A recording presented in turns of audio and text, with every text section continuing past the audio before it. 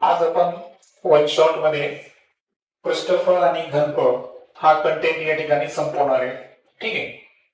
आता एक लक्षात घ्या, यामध्ये आपल्याला 3 गोष्टी आपण याबद्दल लर्न केलेल्या आहेत. फक्त वन शॉट मध्ये मी तुम्हाला त्याला रिवाइज करून देतो. यामध्ये आपण एक पाहिलं होतं इष्टिकाचिटी, बरोबर, ज्याला इंग्रजीमध्ये काय म्हणतो आपण, क्युबॉइड. काय म्हणतो? क्युबॉइड. आता या इष्टिकाचिटीमध्ये आपण 3 सूत्र पाहिले होते. पहिलं जे आहे इष्टिकाचिटीचं या ठिकाणी घनफळ, घनफळला काय म्हणतो आपण, व्हॉल्यूम. आणि घनफळचं सूत्र काय आहे, लांबी गुणिले रुंदी गुणिले उंची, बरोबर. आणि वृत्तचितीचं इष्टिकाचिटीचं जे एकूण पृष्ठफळ आहे, एकूण पृष्ठफळाला काय म्हणतो आपण, टोटल सरफेस एरिया, है ना. एकूण पृष्ठफळ त्यामध्ये 2 in bracket L into B plus B into H plus L into H, बरोबर. हा फॉर्म्युला आपण इथं अप्लिकेबल करायचा. त्यानंतर जी दुसरी भौमितिक आकृती किंवा प्रकार बनवू आपण की ज्यामध्ये पृष्ठफळ आणि घनफळ काढतो आपण, ते आहे घन. घन संदर्भात सुद्धा आपल्याला या वर्षी फक्त 2 सूत्र आहेत, पण तरी सुद्धा मी तुम्हाला 3 सूत्राची आठवण करून देतो जे आपण एक्स्ट्रा शिकलो होतो. यामध्ये आपल्याला व्हॉल्यूम जे आहे, घनफळ, ते काढायचं असेल तर बाजूचा काय घ्यायचा, घन. त्यानंतर जर आपल्याला टोटल सरफेस एरिया म्हणजे एकूण पृष्ठफळ, घनाचं एकूण पृष्ठफळ घ्यायचं असेल तर 6 गुणिले बाजूचा वर्ग. आणि जे ऍडिशनल सूत्र मी तुम्हाला दिलं होतं की घनाचे जर तुम्हाला वक्र पृष्ठफळ काढायचे असेल, कर्व सरफेस एरिया जर काढायचा असेल, तर अशा वेळेस फॉर्म्युला काय वापरायचा, 4 गुणिले बाजूचा वर्ग.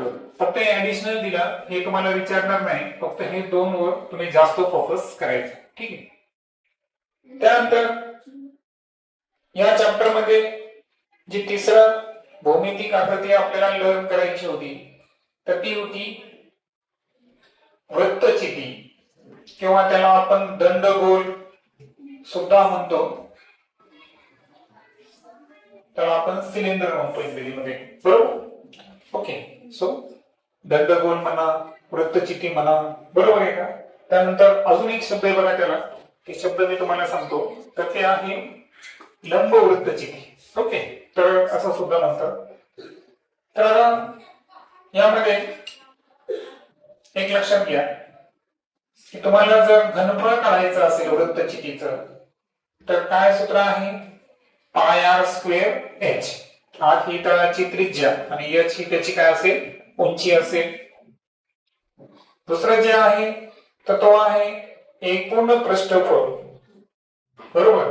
तर एकूण पृष्ठफळ काढताना 2 pi r in bracket r plus h हे सूत्र वापरायचं आहे, एकूण पृष्ठफळ. आणि सॉरी तो रोमन पाहिजे होता. ठीक.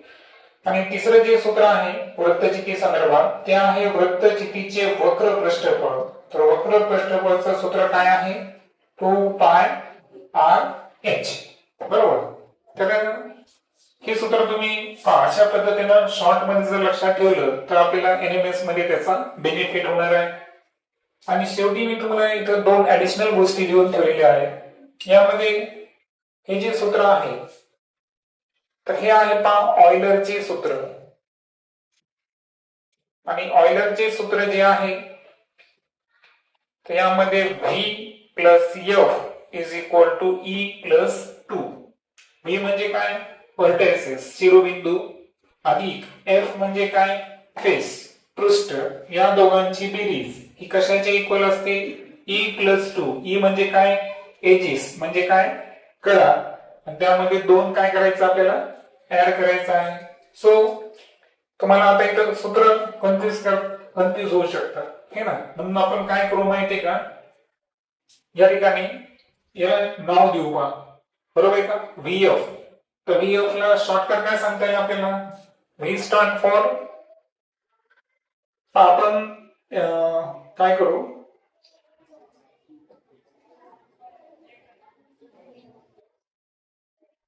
व्हेरी फास्ट हे शॉर्टकट लक्षात ठेवू. काय लक्षात ठेवू, व्हेरी फास्ट. मग व्हेरी फास्ट म्हणलं इथं काय तर होईल आपल्याला, लेफ्ट हँड साइडला v प्लस एफ आणि राईट साइडला काय असेल e प्लस 2. सो लक्षात काय ठेवायचं, व्हेरी फास्ट. ओके, असं लक्षात ठेवा. त्यानंतर एकका संदर्भात मी इथे लिहून ठेवलेलं आहे की 1 घन मीटर बरोबर किती असतं, 1000 लिटर. जेव्हा एखादा हौद असेल त्या हौदामध्ये आपल्याला किती पाणी मावतं, तर त्या हौदाची त्रिज्या वगैरे जे असेल ते आपल्याला समजा मीटर मध्ये दिलं आणि आपल्याला काय करायचं आहे, लिटर मध्ये जर त्याचं घनफळ काढायचं असेल, किती पाणी मावेल असं जर विचारलं तर लिटर मध्ये काढताना त्याला कितीनं गुणायचं आपण, 1000 ने गुणायचं. लक्षात आलं. कधी पण घन मीटरचे लिटर करताना आपल्याला 1000 न मल्टिप्लाय करायचं, हे इथे लक्षात ठेवायचं. त्यानंतर तुम्हाला माहित आहे की 1 मीटर म्हणजे किती असतं बरं, 10⁻²2 सेंटीमीटर बरोबर. तसंच 1 मीटरचा वर्ग जर असेल तर 10⁻² काय घ्यायचा आपण, 4 सेंटीमीटर स्क्वेअर. आणि 1 मीटर क्यूब म्हणजे घन मीटर असेल तर 10⁻6 सेंटीमीटर काय होतो या ठिकाणी, क्यूब होतो. म्हणजे जर तुम्हाला घन मीटरचे घन सेंटीमीटर करायचे असेल तर 10⁻6 ने काय करायचं, मल्टिप्लाय करायचं.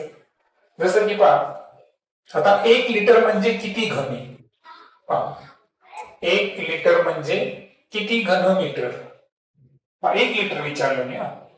मग आता हे जे 1000 मल्टिप्लाय मध्ये ते डिवाइड मध्ये गेले तर काय होईल बरं, 10⁻³ कारण पहा 1000 म्हणजे काय असतं सांगा बरं, 1000 म्हणजे काय, 10⁻³ मग 1 घन मीटर बरोबर 10⁻³ लिटर. तर लिटरचे आपल्याला घन मीटर करताना आपण काय केलं या ठिकाणी, 10⁻³ होता प्लस तो ऑपोजिट साइडला काय होता, मायनस होतो. तेच जर आपल्याला लिटरचे घन सेंटीमीटर करायचे असेल, पहा लिटरचे काय करायचे आपल्याला, घन सेंटीमीटर करायचे. तर मी तुम्हाला सांगितलं घन मीटरचं सेंटीमीटर करताना किती गुणा तुम्ही, 10⁻6. मग पहा 10⁻³ ला आपण 10⁻6 न काय करायलं, मल्टिप्लाय करायलो. मग आता घमीचं रूपांतर कशामध्ये झालं बरं, घन सेंटीमीटर. म्हणजे याला आपण सेंटीमीटरचा घातांक 3 लिहित असतो. मग आता मला सांगा घातांकाचा नियम काय आहे, गुणाकार असेल आणि बेस सारखा असेल तर अंशाची काय पुन्हा सांगलो मी की आपल्याला लिटरचे काय करायचे आहे, घन सेंटीमीटर करायचं आहे बरोबर आहे का. आता मी सांगितलं घन मीटरचं घन सेंटीमीटर करताना 10⁻6 न काय करायचं आपल्याला, मल्टिप्लाय. घातांकाचा नियम काय सांगतो, बेस सारखे असेल तर इंडेक्सची काय करा, ऍडिशन. पण एक संख्या ऋण आहे आणि एक संख्या कशी आहे, धन. मग 6 मधून 3 मायनस करा, किती येईल, 10⁻³ घन सेंटीमीटर. आणि तुम्हाला माहित आहे की 10⁻³ म्हणजेच किती असतं बरं, 1000 घन सेंटीमीटर. म्हणजे याचा अर्थ जर तुम्हाला विचारलं की 1 लिटर म्हणजे किती घन सेंटीमीटर तर किती व्हायला, 1000 घन सेंटीमीटर. आणि त्याच्या उलट विचारलं होतं 1 मीटरचा घन म्हणजे किती लिटर, तर 1 मीटरचा घन म्हणजे किती, 1000 लिटर. म्हणजे हे युनिट आहे, हे म्हणजे हे एकक जे आहे हे आपल्याला चांगल्या पद्धतीने काय करता आली पाहिजे, रूपांतरित करता आली पाहिजे. आता हे झाल्यानंतर एक लक्षात घ्या की यामध्ये अशाही पद्धतीची गणित विचारतात की एखादा इष्टिका चिठी आहे, मोठी इष्टिका चिठी आहे, तिला आपण काय केलं, धातूची वितळवलं आणि त्याच्या काही असंख्य म्हणजे काही एक विशिष्ट संख्येमध्ये काय केल्या, छोट्या छोट्या आकाराच्या समान मापाच्या काय केल्या, इष्टिका चिठी तयार केल्या. तर त्यांची संख्या किती. तर काही पण लक्षात ठेवायचं, सुरुवातीला आपण जसं की हे सूत्र घेतलं मी, तर सुरुवातीचं व्हॉल्यूम काय घ्यायचं बरं आपण, L1 B1H1. लक्षात आलं? समजा आपण इष्टिका चिती संदर्भात बोलायला, नंतरचं घनफळ काय असेल सांगा? L2, त्यानंतर B2 आणि H2 ही नंतरची माप झाली. आता मला सांगा, एका इष्टिकी चितीपासून अनेक इष्टिका चिती बनवल्या तर काय बदलणार नाही? संख्या बदलेल, पण एकूण घनफळ बदलणार आहे का? नाही. म्हणजे सुरुवातीचं घनफळ आणि नंतरचं घनफळ हे नेहमी काय असतं? सारखं असतं. आणि म्हणून लक्षात ठेवायचं की इथं आपलं सूत्र कोणतं वापरावं लागेल? V1 is equal to V2. काय सूत्र वापरणार आपण? V1 upon V2. वृत्तचित्रीपासून तुम्ही अनेक वृत्तचित्री तयार करा, अनेक वृत्तचित्रीपासून एक वृत्तचित्री तयार करा, त्यांची सर्व मेजरमेंट बदलतील, पण त्यांचं घनफळ बदलतं का? नाही. लक्षात आलं? किंवा एखाद्या इष्टिका चितीपासून आपण घन तयार केला किंवा घनापासून इष्टिका चिती तयार केलं, त्याचं काय बदलत नाही? घनफळ बदलत नाही, फक्त संख्या बदलते, त्यांची माप बदलतात, पण घनफळ बदलणार आहे का? एकूण घनफळ, एकेकाच नाही म्हणत मी, एकूण घनफळ कधीच बदलत नाही. आणि म्हणून वरच्या केस मध्ये आपण काय लिहिणार सांगा? L1 B1 H1 is equal to L2 B2 H2. बरोबर? आणि यावरून त्यांची काय निघू शकते? संख्या पण निघू शकते. आणि त्यानंतर अजून काय निघणार त्या ठिकाणी? जर एखाद्या वेळेस उंची दिली नसेल एखाद्या ठिकाणी किंवा एखाद्या ठिकाणी आपल्याला लांबी दिली नसेल तर या सूत्राच्या साहाय्याने आपण काढू शकतो. पुढे मी अजून एक्सप्लेन करणारच आहे. ठीक आहे, आपण पुढे चलो. जसे प्रॉब्लेम येतील तसं तुमच्या लक्षात येईलच. आता पहा, घनाकृती पृष्ठाची संख्या 6 असून शिरोबिंदूची संख्या 8 आहे, तर त्या घनाकृतीला किती कडा असतील? ऑयलरचे सूत्र वापरायचं आहे. घनाकृती पृष्ठाची संख्या, पृष्ठासाठी काय वापरलं मी? फेस. किती आहे? 6. शिरोबिंदूची संख्या, व्हर्टायसेस किती आहे? 8. तर त्या घनाकृतीला किती कडा असतील? म्हणजे काय करायचं आपल्याला? एच करायचं आहे. सूत्र काय आपलं? Very fast. Okay, so very fast साठी काय घेणार आपण? V plus F is equal to E plus 2. सांगा, V ची किंमत किती आहे? 8. F किती आहे? 6. E plus 2. 8 आणि 6 किती होतील? 14. सो E प्लस 2 बरोबर 14. आणि E बरोबर प्लस 2 अपोजिट साइडला गेले तर काय होतील? -2. आणि जे कडा आहे त्यांची संख्या किती आली? 12. ओके, चॅप्टरच्या या वन शॉटच्या एंडिंगला आपल्याकडे 12 प्रकारच्या ज्या आहेत ना आकृत्या आहेत, बरोबर? तर त्यांच्या संदर्भात आपण VEF म्हणजे व्हर्टायस कडा, पृष्ठ आणि शिरोबिंदूंची संख्या ही कशी लक्षात ठेवायची मी एंडिंगला सांगणारच आहे. पुढे चलो आपण. एका जमिनीत 8 मीटर लांब, 5 मीटर रुंद व 1.5 मीटर खोल खड्डा खणून त्यातील माती 25 मीटर लांब, 16 मीटर रुंद आयताकार भूखंडावर समान पसरवली तर होणाऱ्या मातीच्या थरांची जाडी किती? मी तुम्हाला एक म्हणलो होतो. आता इथं लांबी, रुंदी, उंची आहे म्हणजे काय आहे? इष्टिका चिती. आता सुरुवातीचं घनफळ आणि नंतरचं घनफळ कसं आहे? सारखं. आता त्याच्यात संख्या वाढली का? नाही, फक्त मेजरमेंट चेंज झाले. म्हणून तुम्ही काय करणार सांगा? L1 किती आहे? 8. B1 किती आहे? 5. बरोबर आहे का? सर्व मेजरमेंट्स हे मीटर मध्ये आहे. त्यानंतर H1 किती आहे? 1.5 मीटर. झालं, तेवढा खड्डा आपण खोदला. आता त्यामधून जी माती निघली त्या मातीला आपण पसरवताना जी लांबी आहे ती लांबी किती आली? 25 मीटर. नंतरची रुंदी किती आली? 16 मीटर. आता नंतर थराची जाडी, जाडी म्हणजे काय? थिकनेस. थिकनेस म्हणजे काय झालं? त्याची ती उंची झाली आणि ती उंची आपल्याला H2 फाइंड करायचा आहे. मग लक्षात घ्या, इष्टिका चितीची आकाराची एक वस्तू आहे, तिचा आपण आकार बदलला. काय बदलला? फक्त आकार. तर तिचे डायमेन्शन चेंज झाले, म्हणजे लांबी बदलली, रुंदी बदलली आणि उंची बदलली, पण काय नाही बदललं? आकारमान. व्हॉल्यूम चेंज झाला का? नाही. That's why initial volume is equal to final volume. आणि त्यामुळे आपण लिहिणार V1 बरोबर V2. असं जर असेल तर तुम्हाला माहित आहे काय लिहायचं आपल्याला? L1 B1 H1 is equal to L2 B2 H2. मग सांगा आपलं काढायचं काय बरं? H2. मग H2 काढताना अपोजिट साइडला कोण आहे? L1 B1 H1 तिघांचा गुणाकार आणि L2 B2 जे आहे जे गुणाकारात आहे ते कुठे जातील? भागाकारामध्ये. ठीक आहे. मग आता आपण किमती टाकून देऊ. सांगा L1 किती आहे? आता हे गणित सोडवताना हे पण लक्षात घ्या बरं की दिलेली सर्व माप आपल्याला एकाच एककामध्ये पाहिजे. आता इथं योगायोगानं सर्व मेजरमेंट मीटर मध्ये आहे, पण काही मीटर मध्ये आणि काही सेंटीमीटर मध्ये असतील. तर सर्वच्या सर्व तुम्हाला काय करायचं आहे? लहान एककामध्ये करून घ्यायचं. ठीक आहे, लक्षात. सांगा L1 किती आहे? 8, B1 5, त्यानंतर H1 1.5. L2 किती आहे? 25 आहे. आणि B2 किती आहे? 16. सांगा 8 1 8 2 5 1 5 5 5 1 0.53 15. शिल्लक करायला सांगा 0.3. हा फक्त अंशात शिल्लक राहिला. छेदामध्ये कोण शिल्लक राहिला? फक्त 2. 0. बे 1 बे 5 10.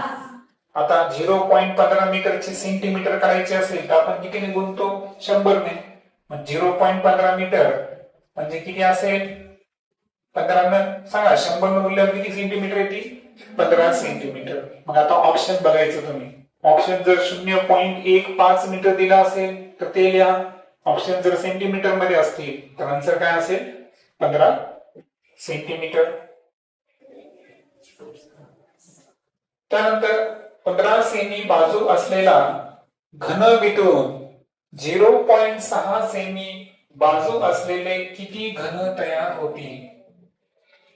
आता त्याच्यामध्ये एक लक्षात ठेवायचं की जी लहानी संख्या आहे, लहान घनफळ असेल तर बघा एक मोठ्या आकाराचा घन आहे आणि एक लहान आकाराचे काय आहे? घन तयार व्हायले. मग संख्या जर करायची असेल, ती संख्या जर n असेल, काय असेल? संख्या n असेल तर काय करायचं तुम्ही माहितीये का? सर्वात सोपं, कधी पण मोठ्या घनाचे घनफळ काय लिहायचं? लक्षात घ्या. मोठ्या घनाचे घनफळ भागिले लहान घनाचे घनफळ याचा काय करायचा? रेशो काढायचा. त्यावरून काय निघते? संख्या निघते. आता मला सांगा मोठ्या घनाचे घनफळ, मोठ्या घनाची बाजू किती आहे? आता मला सांगा सर्वात महत्वाचं घनाचे घनफळ यासाठी सूत्र काय आपल्याकडं?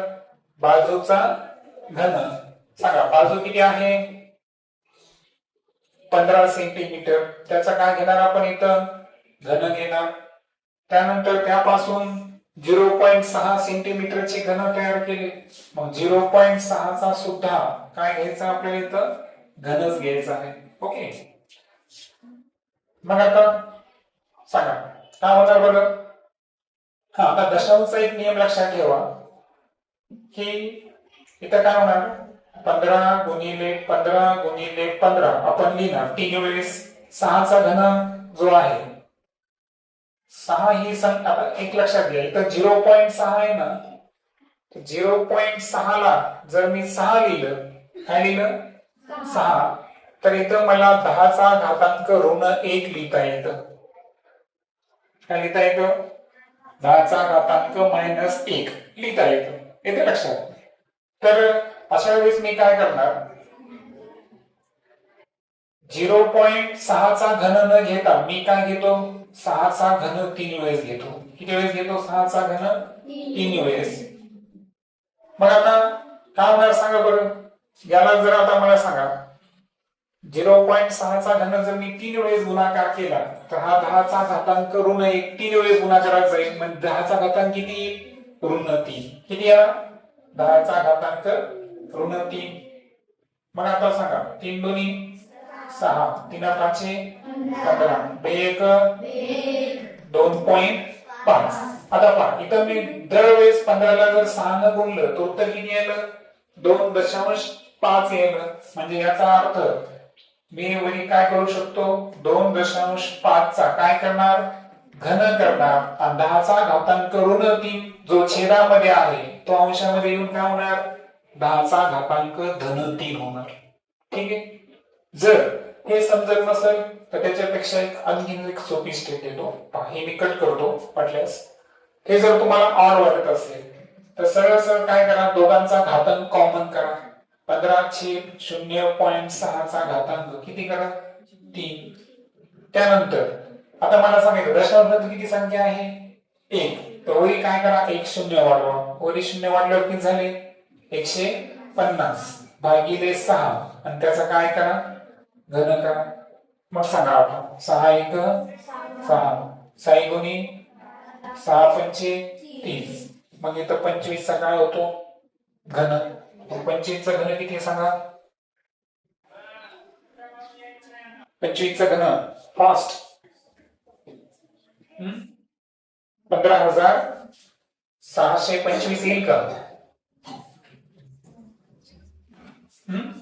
कारण 25 चा घन वर्ग किती आहे 625 आणि 625 ला तुम्ही 15 न गुणवून घ्या. ओके. नेक्स्ट गणित आहे वृत्तचितीवर आधारित.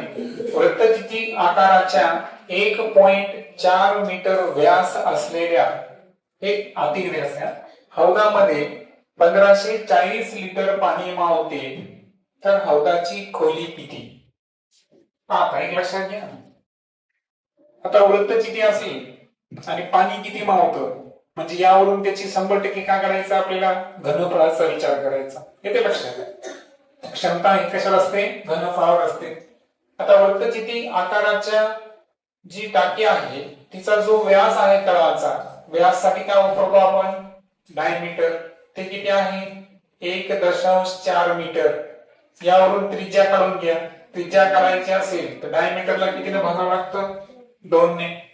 1.4 ला जर 2 ने भागितलं तर उत्तर किती आलं 0.7 मीटर. ही झाली वृत्तचितीची त्रिज्या. त्यानंतर हौदामध्ये जे पाणी मावलं ते किती आहे 1540 लिटर.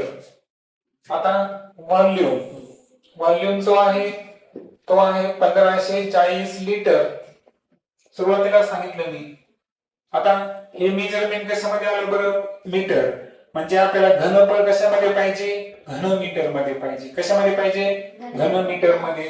आता मला सांगा लिटरचे घन मीटर करायचे असेल तर त्याला आपल्याला कितीनं भागावं लागेल 1000 ने भागावं लागेल. कशानं 1000 ने. मग ते उत्तर येतं 1.54 घन मीटर. आणि त्यानंतर हौदाची खोली म्हणजेच वृत्तचितीची काय काढायची आहे उंची काढायची आहे. मग आता वृत्तचितीचं घनफळाचं सूत्र काय आहे πr² h. घनफळ सांगा किती आहे 1.4. पायची किंमत किती घेणार मी 22/7. काय घेणार बरं कारण त्रिज्या किती आहे माझ्याकडे 0.7 आहे. त्याचा स्क्वेअर असल्यामुळे मी किती वेळेस घेणार त्याला 2 वेळेस. आता अशी मांडणी असताना काय करायचं सर्वात सोपं पहा. h बरोबर अपोजिट साइडला कोण आहे 1.54 भागाकारातले 7 कुठे जातील बरं गुणाकारात. आणि गुणाकारामध्ये कोण कोण आहे 0.7 आणि 0.7.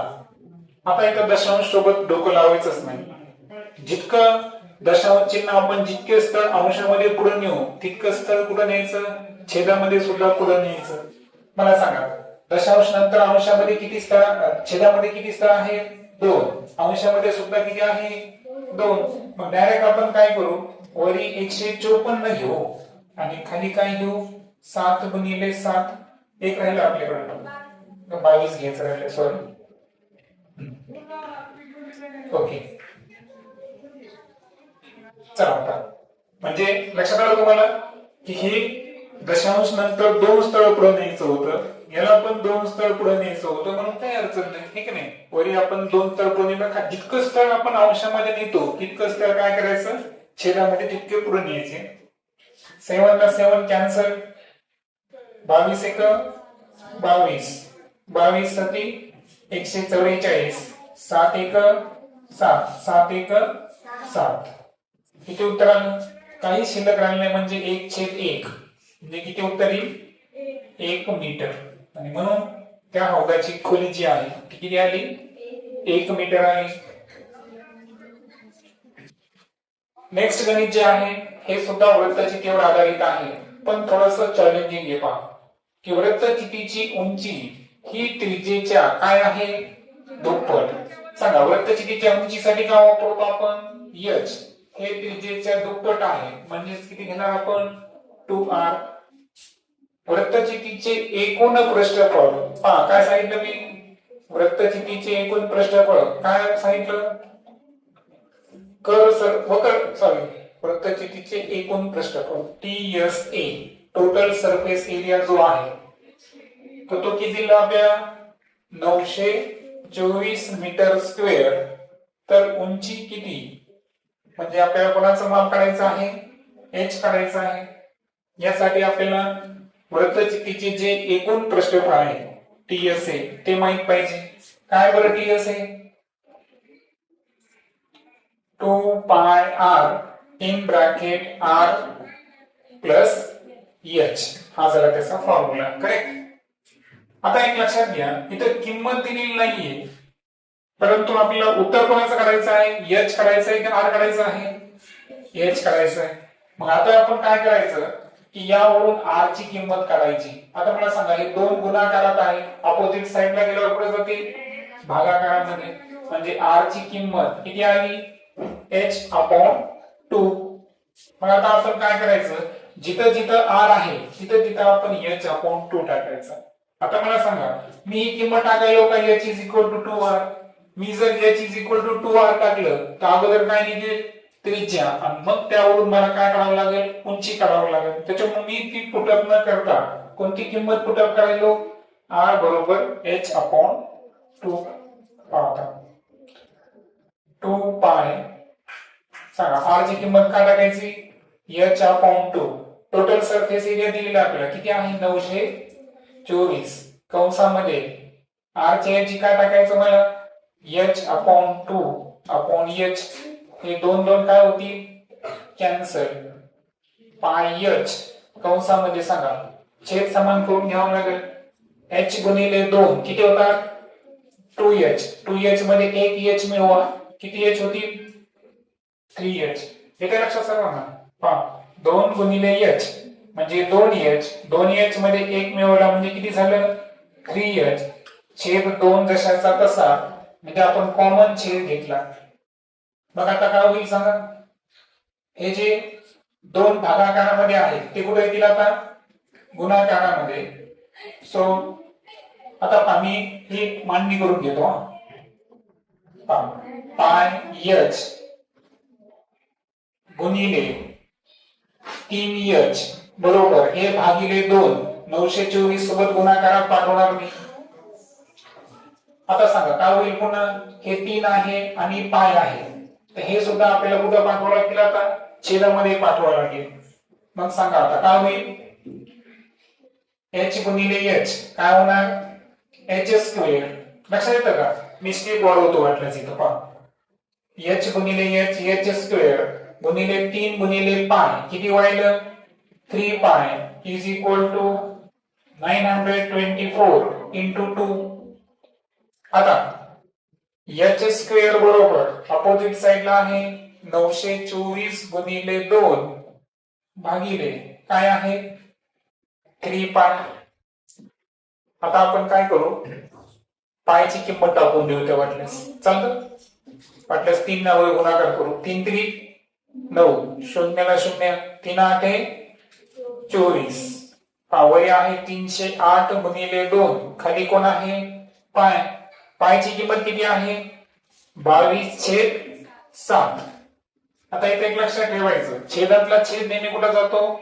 अंशामध्ये. मग काय होईल सांगा? 308 गुणिले 2 गुणिले 7 भागिले किती ना 22. सांगा 22 एक 22, 22 एक 22, 8 उरते, 22 चौक 88. मग 14 गुणिले 7 दोन्ही किती आहे 14. येते लक्षात.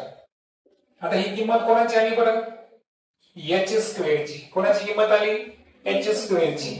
मग आता एच जर काढायचा असेल तर मला सांगा काय घेणार आपण. 14 चा वर्ग कोण आहे 196 आणि त्याचा वर्गमूळ किती 14 चे. म्हणजे हाईट जी आहे ती आपली किती मीटर आली 14 मीटर आली.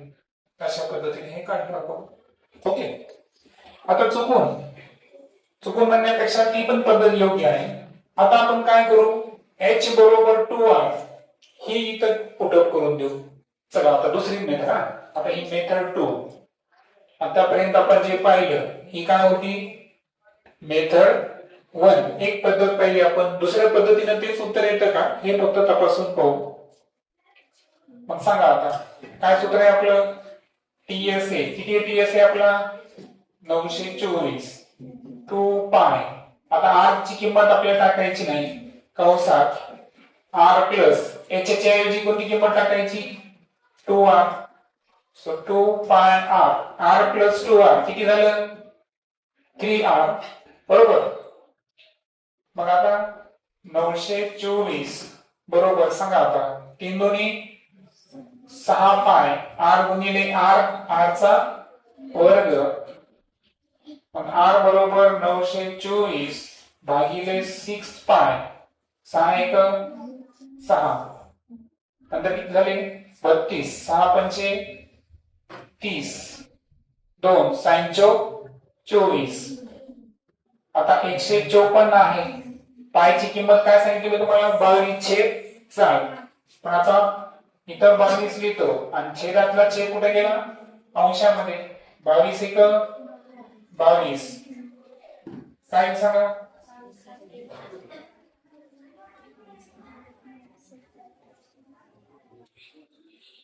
काय चुकलं का आपलं.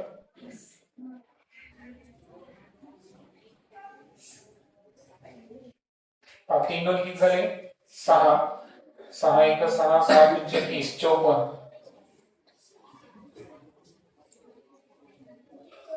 किती होईल इथं 22 इथं उत्तर किती येईल 49. ठीक आहे. आर स्क्वेअर बरोबर 49 नाही चुकलं आपलं. आर बरोबर किती सांगा मग वर्गमूळ 49 बरोबर किती आलं 7. त्रिज्या 7 आली पण आपल्याला विचारलं काय h. मग h ची किंमत किती सांगा h बरोबर काय आहे 2r. मग 2 इंटू r ची किंमत किती आली 7. किती आलं उत्तर 14 सेंटीमीटर. इथं सॉरी 14 मीटर. आणि अगोदरच्या पद्धतीने सुद्धा उत्तर किती आलं होतं 14 मीटर. म्हणजे दोन्ही पैकी आपण कोणतीही अल्टरनेट पद्धत वापरली तरी प्रत्येक वेळेस उत्तर हे काय येणार आहे 14 मीटरच येणार. ते उत्तर बदलणार नाही. ओके. त्यानंतर आता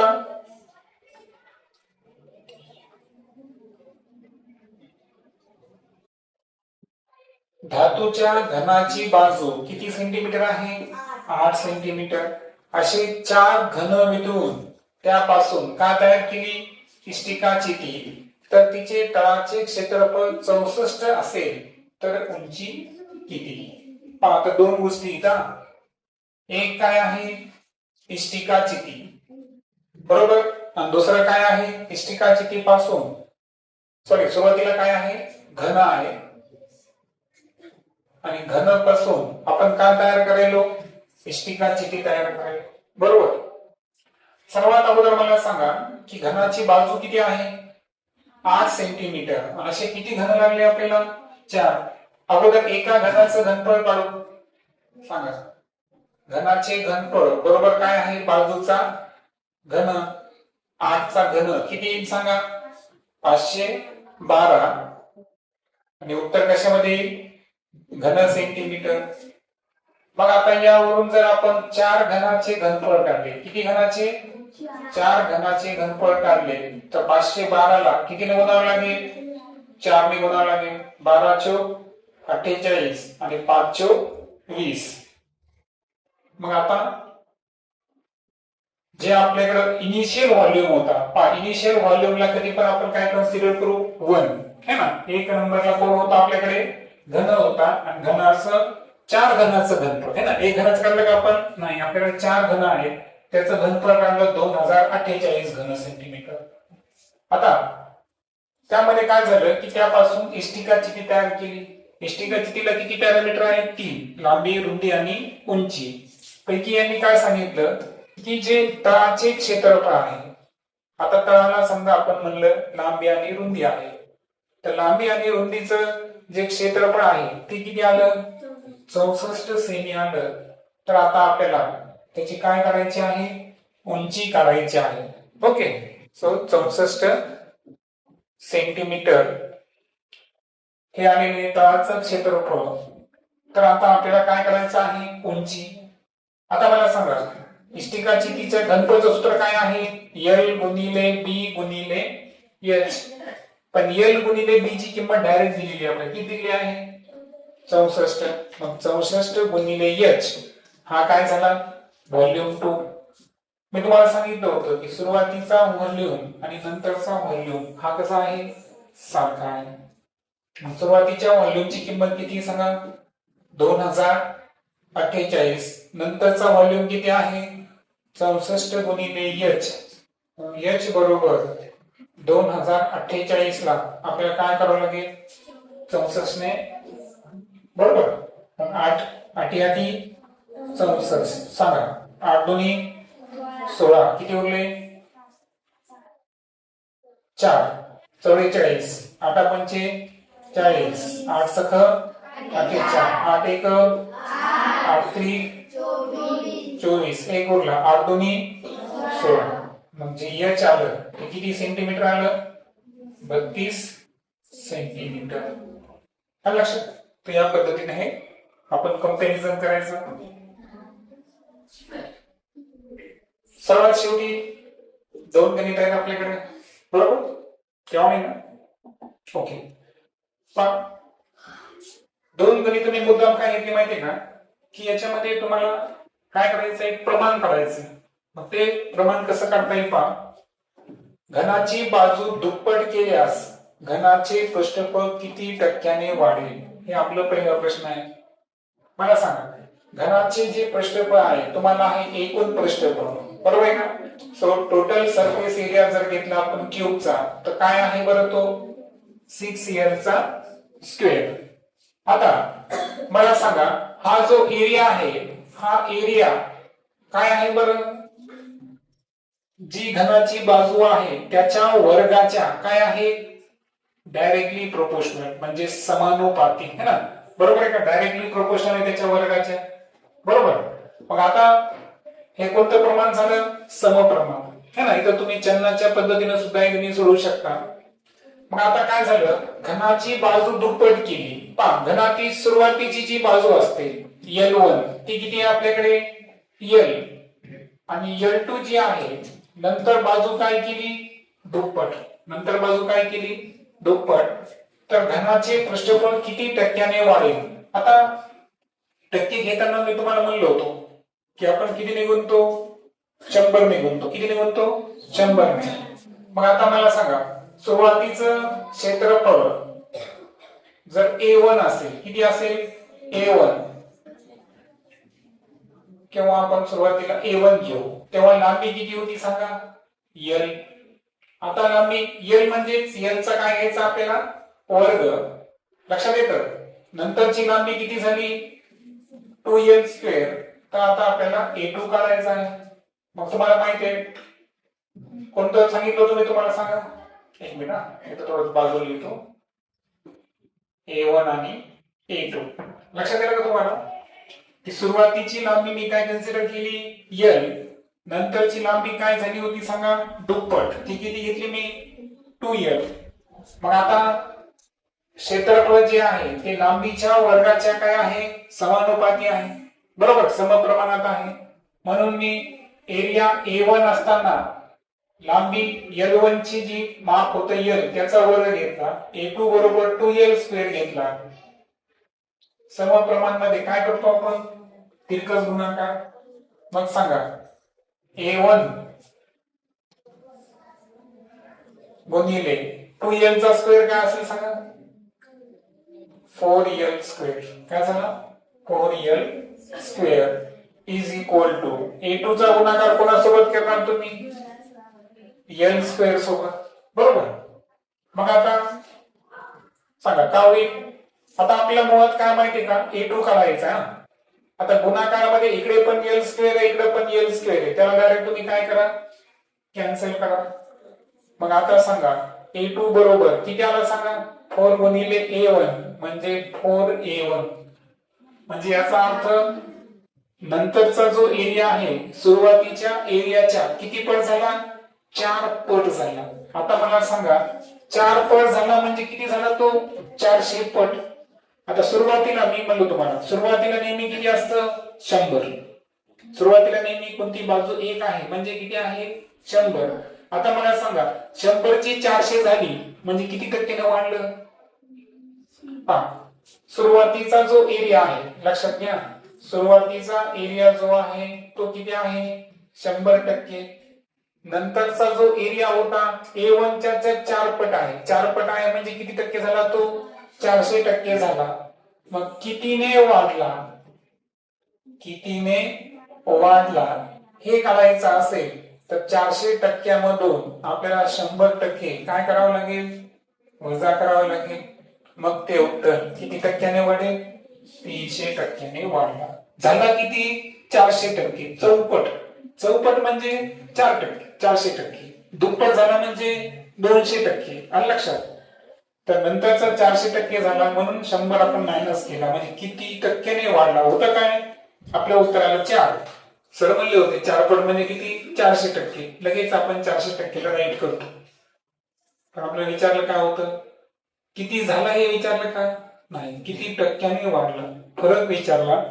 म्हणून सुरुवातीचं नेहमी 1 असतं आणि 1 म्हणजे 100%. 400 मधून 100% वजा करा, किती टक्के आलं, 300%. तसंच इथं पहा, धनाची बाजू काय केली, निमपट.